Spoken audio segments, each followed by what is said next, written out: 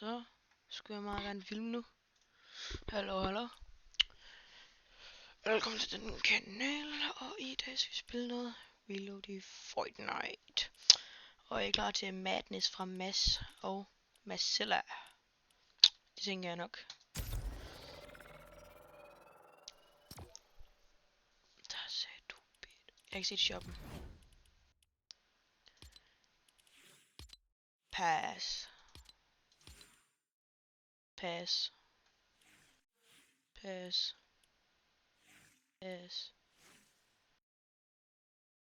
Pass. Pass.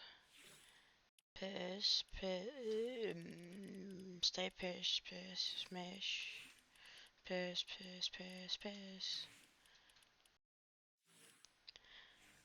Smash.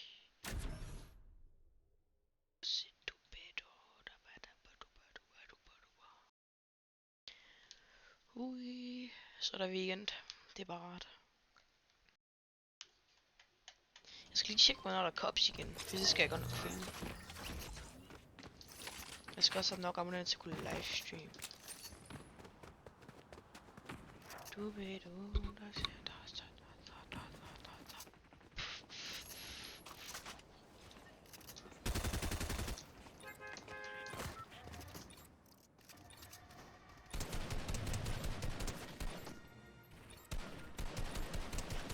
okay, jeg skal lige vende mig til at sætte i igen. Det er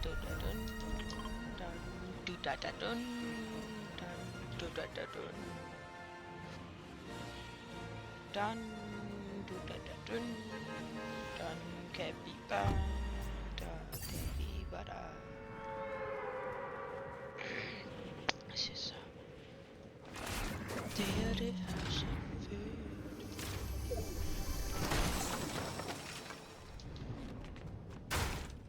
Husk ud.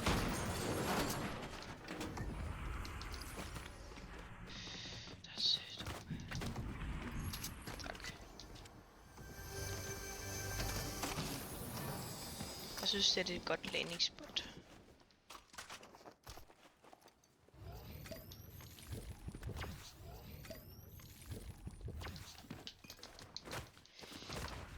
Hoppa.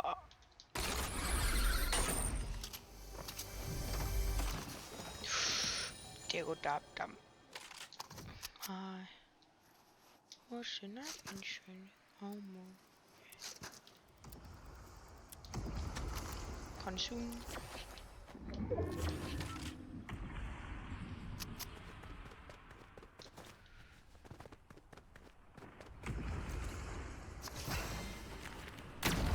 Yeah. Så er der jetpack her nu. Okay, han var shotgun rigtig langt væk. Gå nu væk, jeg har ikke nogen dum. GG's. Selvfølgelig. Det er okay. Og det er ikke rigtig okay, det her. Men lige oven på en person, og du er ikke engang med vilje.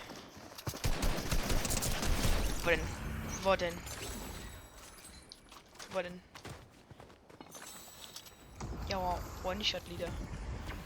Der er en deroppe. Nej.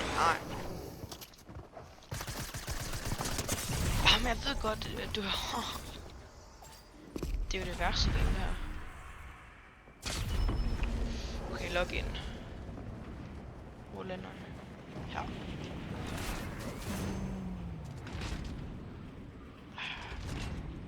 Jeg er bare ikke logget ind.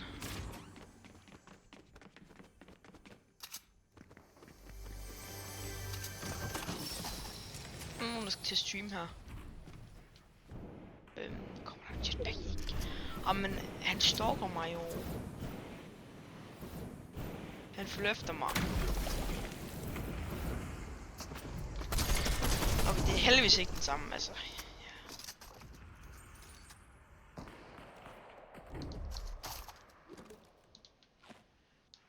Det var da også sindssygt. Bandage. Habors, lad mig dræbe mig.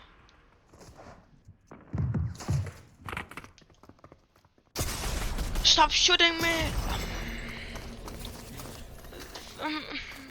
Rigtig uheldigt det der. Ready up. Saulino Johnson, baby.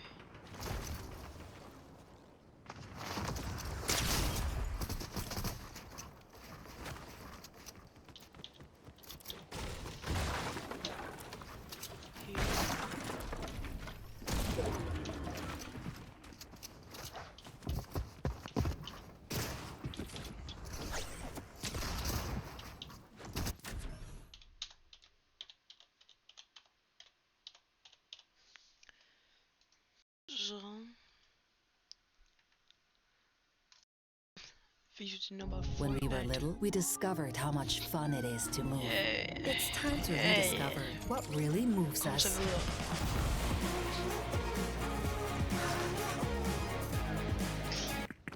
Det gider jeg sgu ikke. Så vil vi bare bagefter. Vi laver Jansen-pause. Der ser du, hvad du der tager.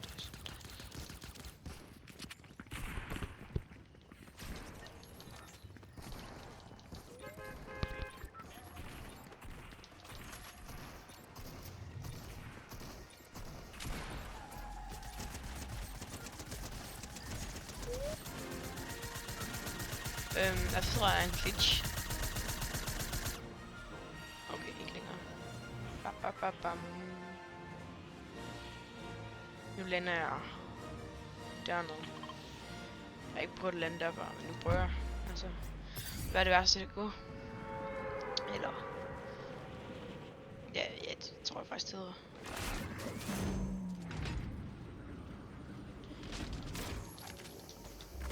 Du kommer ikke ned til min chest.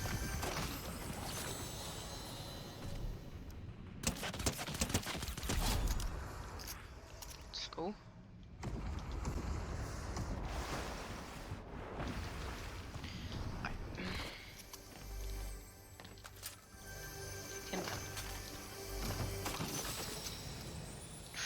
Men hvad er chancen? Det er meget høj chance.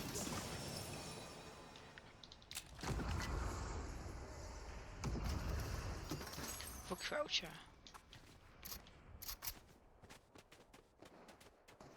Du kommer ikke herned.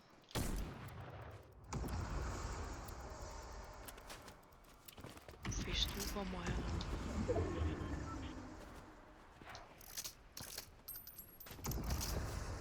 Så er der en eller anden Adam, der skyder efter mig.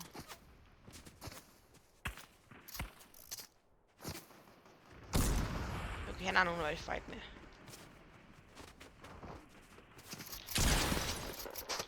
Hvad? Det var en tag. Hvordan dræbte han med mig med en tag? Hvis det er headshot, så rammer man kun for sådan... Ej, han rammer sgu da ikke headshot.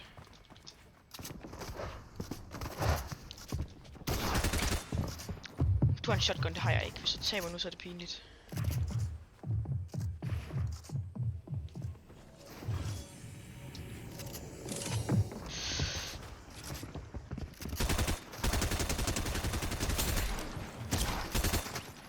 Jamen, skal den reload?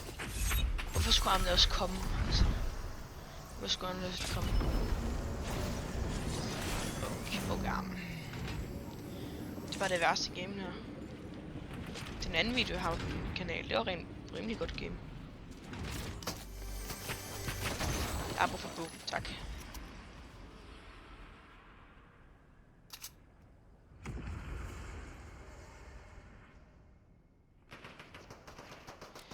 Stop shooting me.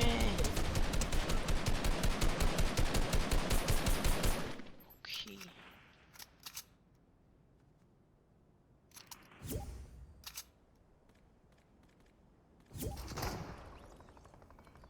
Hello. Hello. Jeg filmer lige nu.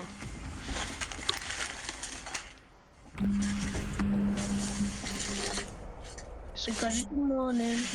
Jeg filmer lige nu. Åh, gør du det? Ja. Skru lidt ned for voice chatten. Sådan der. Om der er så meget ekko. What? Der er så meget... der er sådan en lyd i baggrunden. Jeg bliver beamet. Men... jeg er ikke engang shotgun. Jamen, værste reloading.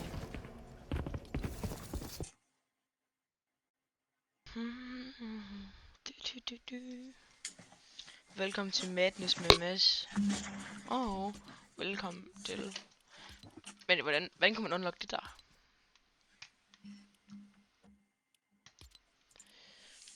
Ved du godt, man får 20% af det, man køber på Epic tilbage? What? Prøv at se, det står oppe der i news. 20% af de penge, du bruger, de får du tilbage igen. Som Epic Rewards. Damn. Og det plejer ikke at være. Det plejer at være sådan 2%, nu 20%. Sikkert skiftet det. Ja. Ellers så var det en fejl. Det er ikke en fejl, siden de har reklameret med det. Jeg tror mere, at det... bare limit time. Altså dybgummi. Yeah.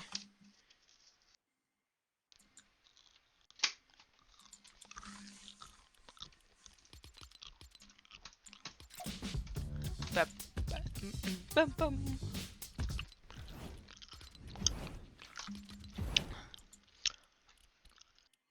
Pass.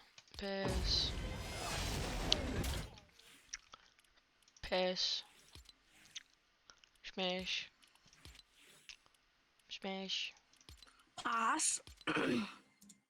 Pass. Pass.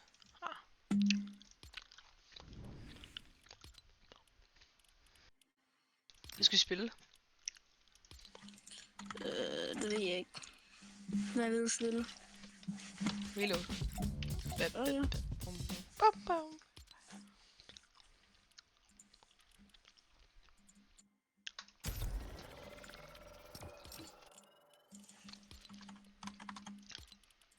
Skal vi se questene? Where you go, I go. Where you see, I see. You know I never knew anything I'd heard. I am Iron Man. I'm Steve.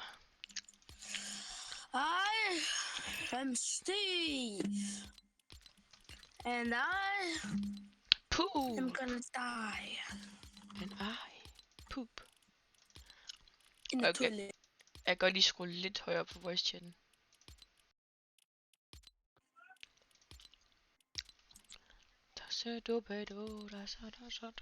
Nå, det er bare min far, der taler. Because it's the morning, natten.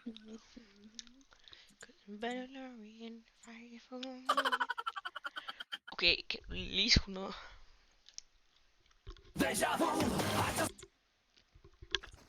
Yes, go. Er det Victor? I love you, and I miss you. Er det Victor? Hej, det er Maja. Det der. Nej, hvor er ham? Han var lige før. Det der skin. Det er alle to. Okay, du kan godt lige skrue ned for det der. Nå, op på taget her, Christoffer. Der er Victor. Mamma mia! Christoffer, Victor op på taget. Hvor? Til Victor. Nej, vi tænker online. Om det er hans skin. Nå, ja, det er hans skin, men han er ikke online. It's a Mario time! Ej, skru ned for dit soundboard. Men det er det et soundboard. Ja. Altså Imagine et soundboard. Har du downloadet forskellige soundboards? Jeg har 2 soundboards. Nej, jeg har downloadet et soundboard. Og så er der et andet soundboard, som der koster penge. Som der, hvor der også er voice changer. Og bare sådan, I ikke ved det, Og YouTube. det koster Det her, det er ikke min ven, 100. der står for.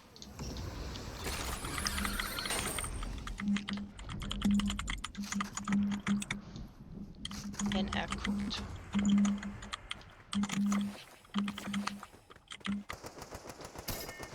Det var en død. Ej, jeg hader det der. Jeg har kun SPG. Ligger lige noget loot derovre. Du kommer du her. Ej, jeg Jeg har en lorte SMG. Fuck. Han bare holder i live. Der kom sådan... Altså, hvordan dræbte han mig med en grå AR? Altså, det var sådan... Det tog sådan 4 sekunder, måske endda 3 sekunder. Og dræbe mig. Så det er sindssygt det her. Det ved jeg ikke. Men jeg har en eller anden stickdrift på... Altså... Stikbøft. Jeg har en anden på Der er min ikke. mus, hvor jeg bare sådan... Når jeg holder den i bunden, så bliver den bare ved med at skyde. Det er virkelig irriterende. Nå, så er det jo ikke stikdrift. Er det så ikke bare Same fordi thing. den der klik-ting sidder fast?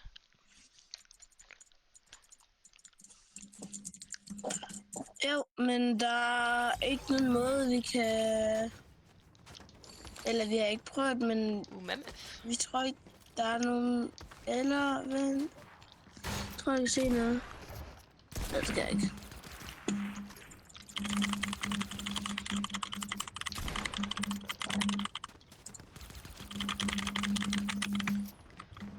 Man kan stoppe for. Fordi Ja. jeg har en anden YouTube-kanal. Jeg har fået lavet en ny YouTube-kanal. Og den der skal jeg udgive telefonnummer.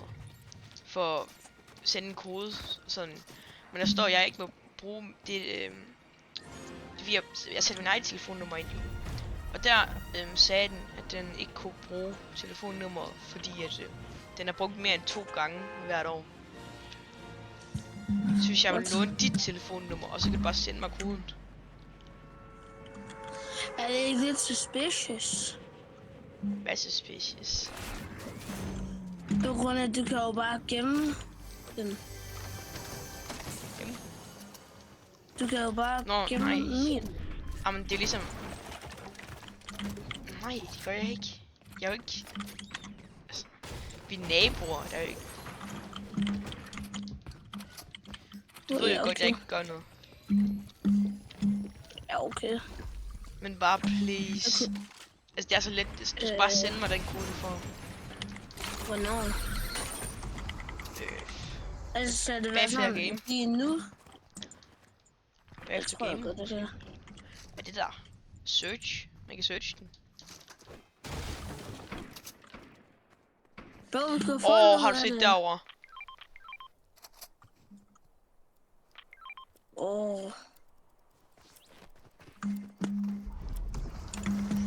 Jeg tager den ikke.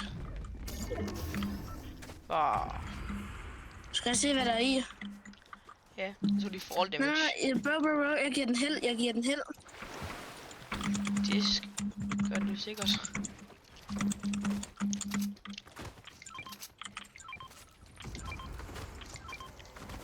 Men det gør no. Jeg giver den held! Jeg elsker Fanta. Du må gerne få sløb. Det var faktisk kun på grund af, at jeg giver den held. Du må gerne få sløb. Ja, så meget.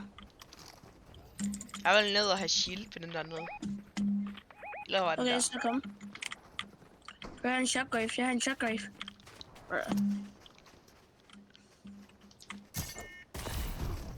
Ej, jeg kom. Så bruger jeg bare dem herovre. Og man kan ikke koppe dem med kone.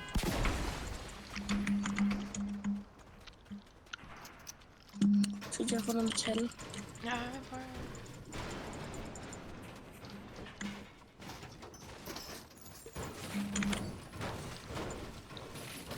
Prøv at se, jeg holder den bund. Jeg holder min mus i bund.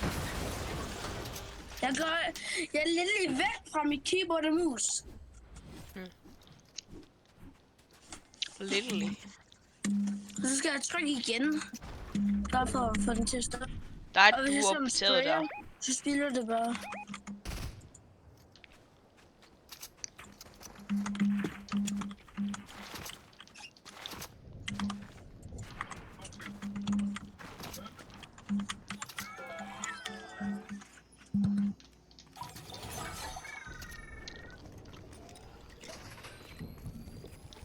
Det bliver så meget sniper lige nu.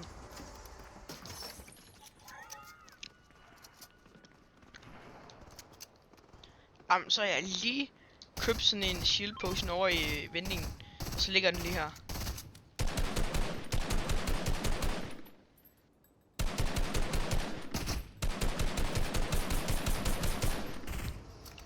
What? Han tog lige fall damage til døden.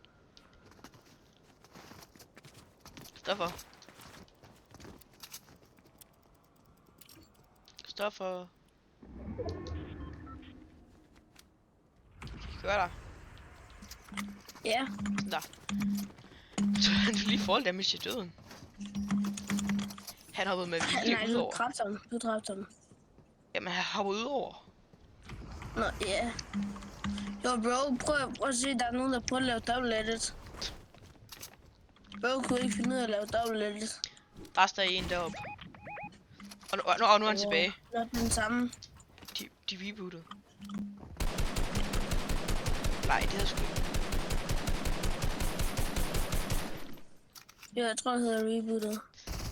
Nå, jeg troede bare, det... Nå, En det hedder derovre. rebootet. Ja. Og der. Hvor 10 sådan. 38.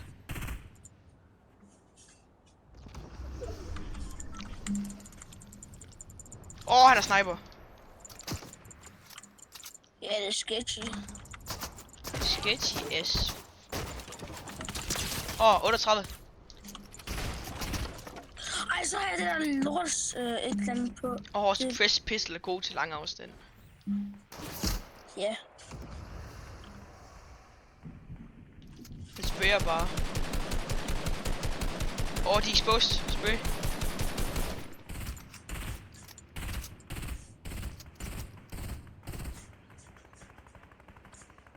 Jeg har ikke noget ammo.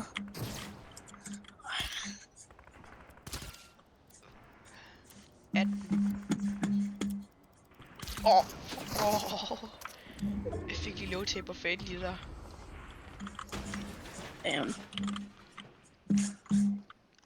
Fik Jeg gemmer mig bare lige, bror. Jeg håber, I skal noget. 18.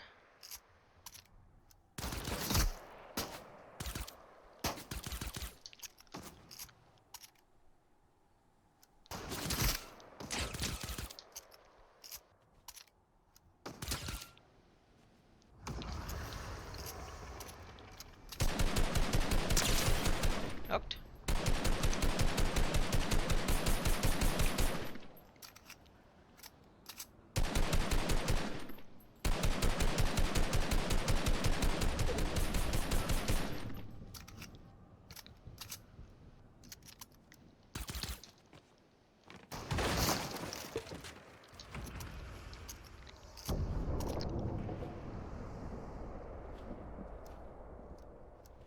Hvor lang tid kan det her lige vare?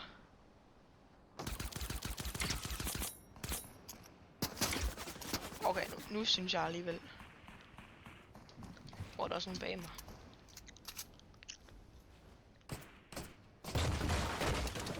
Kan du da lade være?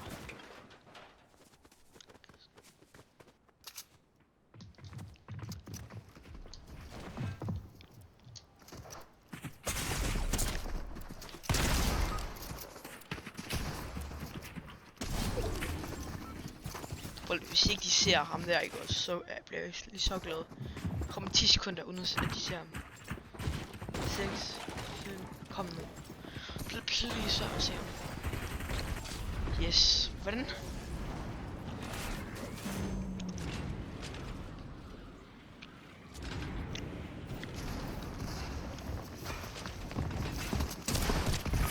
Okay, arm 30, det var alligevel ikke godt. De ser ham ikke.